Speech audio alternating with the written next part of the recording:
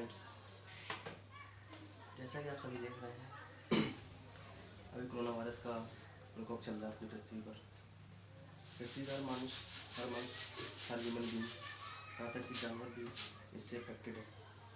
सो ये क्यों हो रहा है? क्या ये पहली बार हो रहा है? तो ऐसे सारे किस्से का जवाब मैं कहीं रिलेट करूँगा पिछले कभी हुए ऐसे ही हुए महामारियों से। एक महामारी हुई थी 100 साल पहले 1920 में, जो कि ऐसे ही इससे भी कई घातक थी। उस बीमारी में क्या हुआ था कि वो भी ऐसे ही पेंडेमिक जैसे ही थी, और ज़्यादा कुछ तो पता नहीं, लेकिन मुझे ये पता है कि उसमें भी बहुत ही ज़्यादा हानि हुई थी। तो उस समय तो हमारे पास टेक्नोलॉजी नहीं थी, तो हम लोग काफ़ी नुकसान हम लोग को उठाना पड़ा था। लेकिन इस टाइम पे क्या है कि हम लोग के पास टेक्नोलॉजी है, तो हम अपनी टेक्नोलॉजी का यूज़ करके इस महामारी पर विजय पा सकते हैं। तो जो ये कोरोना वायरस है, ये तो आप सबको पता ही होगा कि चीन से उत्पन्न हुआ है, और कैसे उत्पन्न हुआ है तो इस पर भी रिसर्च चल रही है। अभी कुछ पॉजिटिव रिपोर्ट नहीं आ रही है, लेकिन फिर भी ये कहा जा सकता है कि ये जो बीमारी है एक बहुत ही क्रिटिकल बीमारी है और बहुत ही घातक बीमारी है। इस बीमारी में हम क्या है कि लोगों के संपर्क में ना आए, सबसे ज़्यादा पहली बचाव इसकी है कि लोगों के संपर्क में ना आए। और दूसरा है कि यदि आपको जुकाम खांसी वगैरह कुछ है तो आप अपने आप को क्वारंटाइन करें और अपने आप को सेफ जगह पे रखें, भीड़ भाड़ वाली जगह से बचाएं।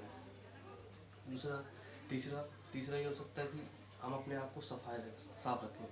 अपने आप को नीट एंड क्लीन रखना ये बहुत बड़ा अपने लिए एक योगदान है।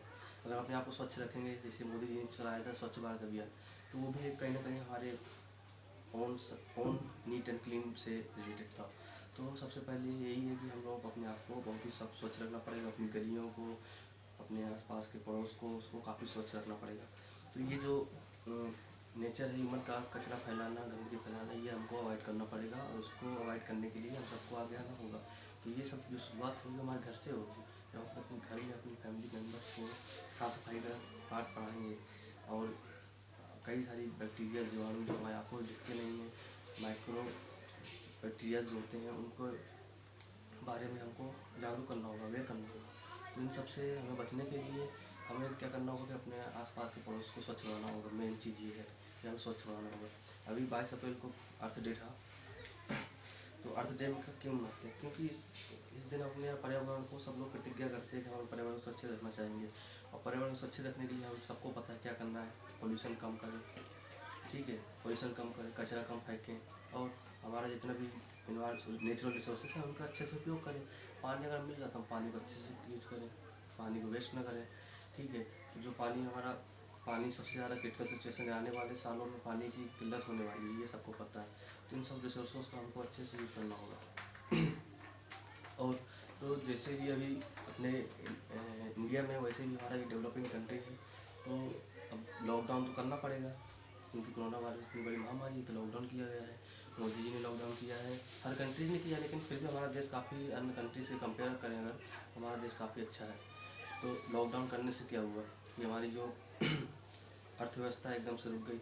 अर्थव्यवस्था की बात छोड़िए, लॉकडाउन से फ़ायदे क्या हुए? लॉकडाउन से फ़ायदे ये हुए कि जो हमारे केसेस बहुत तेज़ी से बढ़ रहे थे, वो धीरे धीरे कम होना शुरू हो गया। स्टार्टिंग में थोड़ा कम हुआ, लेकिन फिर बीच में से कुछ अराजक तत्वों की वजह से हमारे केसेस बढ़ना शुरू हुए। लेकिन फिर भी अगर ओवरऑल देखा जाए तो लॉकडाउन से काफ़ी अच्छा पॉजिटिव रिजल्ट आया है कि हमारी जो पॉपुलेशन, इतनी बड़ी पॉपुलेशन है, वो काफ़ी कम अफेक्टेड है इस कोरोना वायरस महामारी से।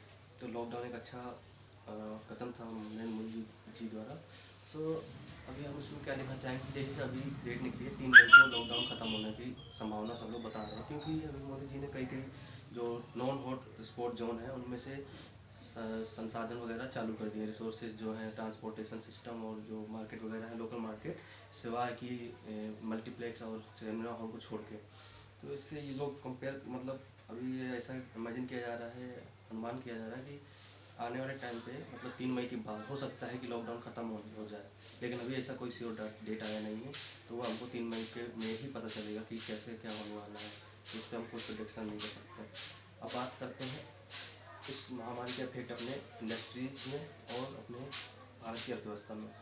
देखा जाए कि अभी जैसे 2020 स्टार्ट हुआ था, 2019 के लास्ट में हमारा अर्थव्यवस्था बहुत ख़राब हो गई थी। क्या हुआ था कि जितनी ऑटोमोबाइल कंपनीज थी सब ठप हो गई थी। ऑटोमोबाइल की जो इंडस्ट्रीज़ के जो वर्कर्स थे उनको बाहर किया जा रहा था। तो हमारी जो ऑटोमोबाइल इंडस्ट्री थी वो वैसे ही डाउन जा रही थी, बिल्कुल गर्त में जा रही थी। अब क्या हुआ कोरोना वायरस की वजह से, और वो ये रीज़न ये था कि BS6 लागू होने वाला था भारत में अप्रैल 2020 से। BS6 लागू होने की वजह से हमारा क्या हुआ कि लोग नई टेक्नोलॉजी आने वाली थी। अब कंपनीज ने क्या किया कि नए वाहन बनाना बंद कर दिए। अब लोगों ने अगर नए वाहन वो एग्जिस्टिंग जो वाहन है उनको खरीदेंगे तो क्या होगा, लोगों के पास डर होगा कि ये वाहन तो अभी ख़त्म हो जाएगा, हम तो क्यों खरीदे इस वाहन को। तो क्या हुआ कि ऑटोमोबाइल बिकना बंद हुआ। उससे क्या इफेक्ट हुआ, जहाँ से ऑटोमोबाइल बनता है उसको चाहिए होता है स्टील वगैरह, कई सारे पार्ट्स चाहिए होते, तो सब एक दूसरे से रिलेटेड थी। मैन्युफैक्चरिंग कंपनियाँ जो थी स्टील कंपनी से रिलेटेड थी, टायर वगैरह ये सब पूरा इफेक्ट हो गया। अब लोगों के पास पैसा है लेकिन वो नई गाड़ी खरीदना चाहते हैं BS6 की। अब BS6 एकदम से तो आ नहीं सकता है, तो इसलिए हमारी जो ऑटोमोबाइल इंडस्ट्री थी वो पूरी एक साल से पूरी डाउन चल रही थी। अभी क्या हुआ 2020 में कोरोना वायरस आ गया स्टार्टिंग में ही, तो इसने क्या किया और हमारी किल्लत कर दी हर इंडस्ट्री की। Not I am not talking about the only automobile industry. Her industry इससे अब जूझ रही है। पहले तो केवल ऑटोमोबाइल इंडस्ट्री, लेकिन अब क्या हर इंडस्ट्री। फ़ायदा किसको हुआ, फ़ायदा अगर हुआ है कहीं तक तो वो हुआ IT सेक्टर्स को, क्योंकि IT सेक्टर्स को बहुत बड़ा फ़ायदा हुआ इससे। क्या हुआ कि जैसे कि अभी IT सेक्टर क्या है, इंफॉर्मेशन टेक्नोलॉजी, जितना भी हमारा इंटेलेक्चुअल टेक्नोलॉजी जो भी होता है वो सब हमारा आजकल अभी जितना भी हो रहा है सब ऑनलाइन हो रहा है, इंटरनेट द्वारा हो रहा है। तो इंटरनेट द्वारा हो रहा है तो सब पॉसिबल कैसे है, इंटरनेट द्वारा पॉसिबल है। कई मान लो कोई वीडियो कॉन्फ्रेंस हो रही है, लेक्चर्स हो रहे हैं, तो कई सारे जितनी भी ऑनलाइन सर्विसेज हो रही हैं वो सब हमारे इंटेलिजेंट ऑफ थिंग IoT एक वो है सिस्टम है जो सब एक टेक्नोलॉजी सिस्टम है।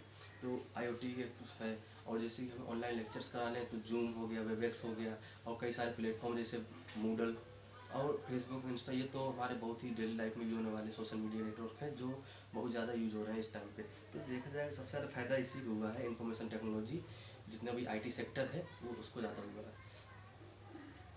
और IT सेक्टर को फ़ायदा हुआ ही है। और कंप्यूटर साइंस से रिलेटेड जितना भी मतलब ऑटोमेशन वाला है और क्लाउड नेटवर्किंग जो भी है, डिजिटल मार्केटिंग वगैरह, इन सबको फ़ायदा हुआ है। और एक प्रकार से पॉसिबल भी हुआ है। अपने जो इंडिया है कंट्री जो है बहुत ही मतलब रूरल एरियाज़ है और यहाँ पे नेटवर्किंग प्रॉब्लम है, तो एक पॉजिटिव कदम भी उठाया जाएगा कि हम अपने इंडिया को डिजिटल मार्केटिंग की ओर ले जाएँ। तो इससे ये भी एक नए नए विचार आए हैं कि अगर वहाँ पर कोई सिचुएशन आती है, अगर हम कभी ऐसा फंसते हैं कि हम मार्केट व्यापार नहीं कर पा रहे, मार्केटिंग नहीं कर पा रहे हैं, तो हम ऑनलाइन सर्विसिंग कैसे करें। तो ये एक बहुत ही बड़ा परिवर्तन लाने के लिए एक पॉजिटिव संकेत होगा हमारे कंट्री के लिए। और क्या है कि जैसे कि हमारा लोगों को पर दिक्कतें भी हो रही हैं, तो कई सारे प्रोग्राम चलाए जा रहे हैं, NGO चलाए जा रहे हैं जो हमारे उसकी सर्विस को प्रोवाइड कराते हैं, लोगों तक गरीबी को दूर करते हैं। और तो इस डरने की बात नहीं है, जो महामारी है वो ख़त्म हो जाएगी। और हाँ, टाइम तो लगेगा ही, इसमें टाइम तो लगेगा, ये तो मानना पड़ेगा, क्योंकि अर्थव्यवस्था बहुत ही डाउन हो चुकी है, अब एकदम से डाउन हो चुकी है। लेकिन फिर भी अगर अभी टाइम लेते हैं हम लोग, सब लोग कोऑपरेट करेंगे, लॉकडाउन का पालन करेंगे, रेगुलर रहेंगे, और जो रूल्स और रेगुलेशन हाईली बनाए गए अगर उनका हम पालन करेंगे तो अच्छे से मतलब वो टाइम दूर नहीं जब हम सब लोग वैसे ही जैसे पहले नॉर्मल की तरह नॉर्मली मार्केट्स में, सिनेमा हॉल में और भी कई सारी जगहों में, क्राउड में घूमना पसंद करते थे। आने वाले टाइम पे घूमेंगे वैसे फिर से। तो stay safe, stay home. Thank you.